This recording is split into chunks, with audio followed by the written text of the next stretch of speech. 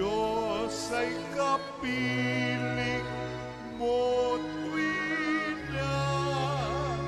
Alleluia,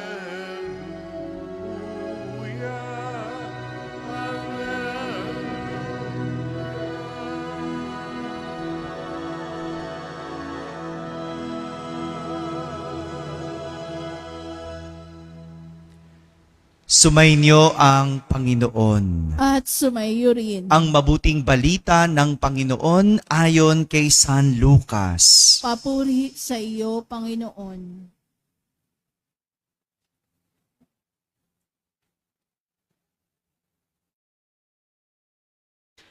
Noong panahong iyon, ang Anghel Gabriel ay sinugo ng Diyos sa Nazaret, Galilea, sa isang dalaga na ang pangalan ay Maria.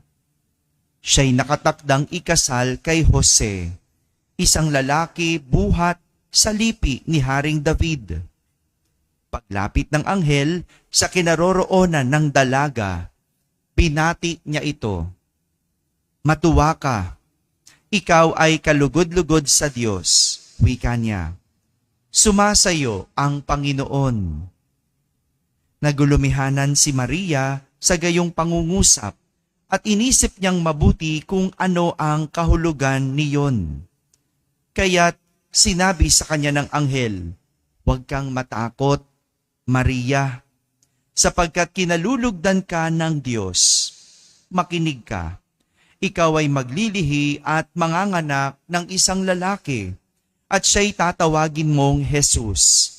Magiging dakila siya at tatawaging anak ng kataas-taasan. Ibibigay sa kanya ng Panginoong Diyos ang trono ng kanyang amang si David. Maghahari siya sa angkan ni Jacob magpakailanman, at ang kanyang paghahari ay walang hanggan." Paanong mangyayari ito? Gayong ako'y dalaga, tanong ni Maria. Sumagot ang anghel, "Bababa sa iyo ang Espiritu Santo at dililiman ka ng kapangyarihan ng kataas-taasan. Kaya't banal ang ipanganganak mo at tatawaging anak ng Diyos. Natatandaan mo ang iyong kamag-anak na si Elizabeth? Alam ng lahat na siya ay baog, ngunit naglihi siya sa kabila ng kanyang katandaan. At ngayoy ika-6 na buwan na ng kanyang pagdadalang tao, sapagkat walang hindi mapangyayari ang Diyos." Sumagot si Maria, "Ako'y alipin ng Panginoon. Mangyari sa akin ang iyong sinabi." At nilisan siya ng anghel. Mga kapatid, ang mabuting balita ng Panginoon. Pinupuri ka namin, Panginoong Kristo. Umupo ang lahat at makinig sa homilya. Isang magandang umaga po sa inyong lahat. Magandang umaga sa mga nasa barangay, mga nasa tahanan at nasa abroad na nagsisimba via online. Kasama kayo sa aming banal na pagdiriwang dito sa ating parokya. Pakigising ang katabi, sabihin mo, "Good morning." Namumula-mula pa yung mata ng iba no? Parang mga hindi naman natulog, no? Good morning. Magandang umaga po. Ngayong araw na ito, ginugunita natin si Maria bilang Reyna ng langit at lupa. Sabihin nyo nga, Reyna. Pag nilayan natin kung ano ang katangian bilang Reyna na naipamalas ni Maria. Nakakita na ba kayo ng Reyna? Hello? Sinong hindi pa nakakita ng Reyna? Taas ang kamay. Ayun, hindi pa nakakita ng Reyna? Alam natin, meron tayong kaisipan, meron tayong ideya kung ano ang isang Reyna. Tama ba? Magpaparecitation ba ako? Pag walang sasagot, tatawag ako isa-isa. Ano ang isang Reyna? Clarence. Yan. Tagapamahala. Okay. Ano ang isang Reyna? Oy, wag mo kong tumingin ka. Ano isa tayo? 11. Anong isang reyna? Asawa ng hari. Tama ba yon? O, ano pang isang reyna? Ayaw mga tumingin sa akin, Michael, makapangyarihan bang reyna? Yan, no? Ito yung mga alam nating katangian ng isang reyna. Katangian ng reyna. Pero, alamin natin ang tatlong katangian na naipamalas ni Maria bilang reyna. Si Maria ay mula sa isang ordinaryong pamilya. Siya'y isang ordinaryong babae. Hindi reyna o hari ang kanyang mga magulang. Hindi. Ordinaryo. Sino bang mag-aakala na magiging ina si Maria ng anak ng Diyos? Sino mag-aakala? Ang Diyos lang. Siya nakakaalam Sino mag-aakala? Hindi alam. Kahit nga si Maria, hindi naman niya inakala.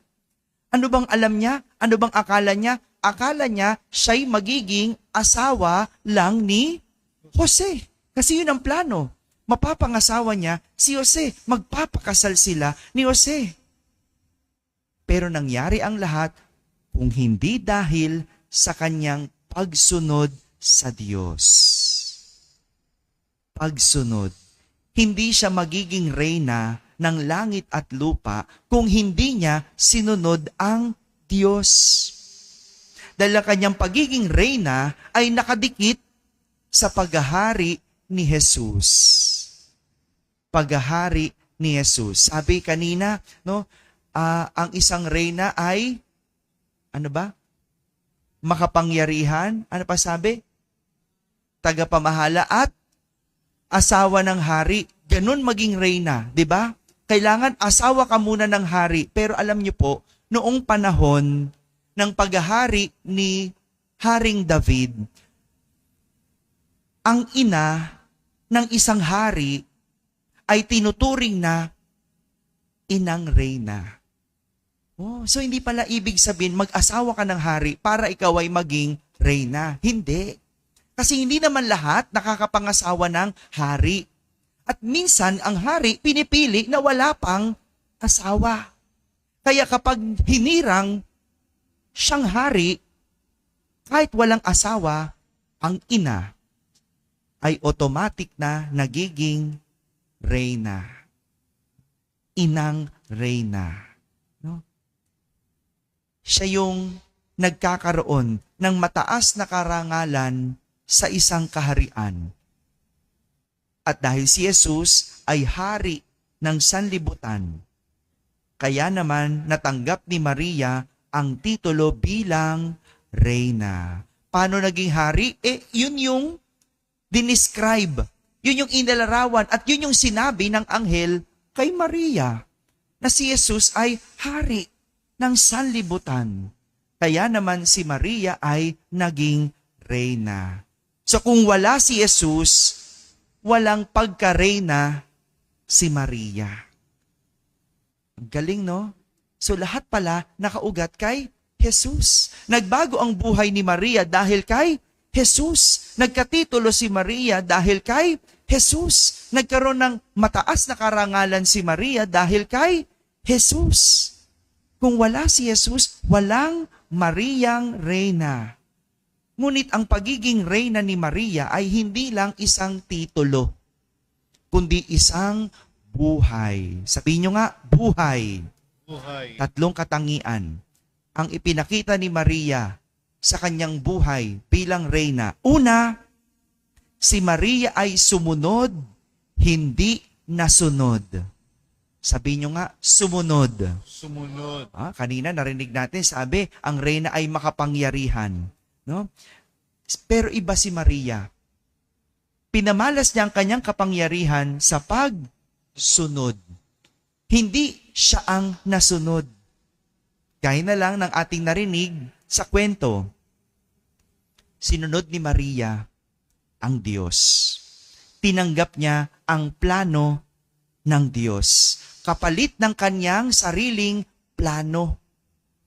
At yun ang maganda kay Maria. Dahil sa kanyang pagsunod, nabago ang kanyang buhay. Dito tayo madalas bumabagsak sa pagsunod. Dahil sa katigasan ng ating ulo, hindi nababagong ating buhay. Ano nangyayari? Nasisira. Kasi sa katigasan ng ulo. Kaya hindi nakatapos kasi hindi sumunod. Kaya hindi natuto kasi hindi sumunod. Kaya nakapangasawa ng maaga kasi hindi sumunod. Diba? I-connecta nyo yan. No? Kaya na ospital kasi hindi sumunod. Diba? Kaya nagkasakit kasi hindi sumunod. Titingnan mo. No? Kaya sira ang buhay. Bakit? Merong sinuway. At madalas ang sinusunod, sarili. Pero si Maria, dahil sa kanyang pagsunod, nabago ang buhay. Gumanda ang buhay. Dahil ang sinunod ay Diyos. Si Maria, sumunod at hindi nasunod. Pangalawang katangian ni Maria bilang reyna, si Maria ay naglingkod, hindi pinaglingkuran. Sabihin nyo nga, naglingkod.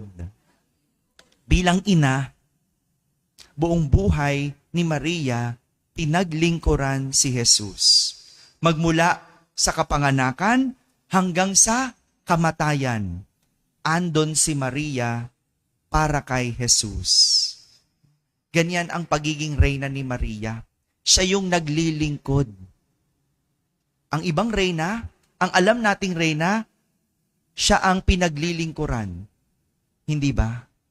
Pero si Maria, ang kanyang pagiging reyna ay umikot sa paglilingkod kay Jesus. Pangatlong katangian ni Maria bilang reyna, si Maria namagitan, hindi namuno. Sabi nyo nga, namagitan. Dinala ni Maria ang tao palapit kay Jesus. Ganyan si Maria bilang pinuno, tagapamagitan, hindi pinuno. Nalala niyo yung kwento? Noong unang milagro, ano nangyari sa unang milagro? Ang tubig naging alak. Noon sa kasalan, naubusan ng alak. At ang mga tao lumapit kanino? Kay Maria. Lumapit kay Maria para mailapit kay Jesus, maidulog ang problema kay Jesus. Anong problema nun? Wala ng alak. At anong sinabi ni Maria? Gawin ninyo ang sasabihin niya. Galing, no? Kaya pala, pag meron tayong kailangang milagro, lalapit tayo kay Maria. Si Maria ang mamamagitan sa atin, palapit sa Diyos. Yan ang gampanin ni Maria bilang reyna. Hindi pinuno, kundi taga-pamagitan. Ganito ang buhay ni Maria bilang reyna. Kakaiba pero banal.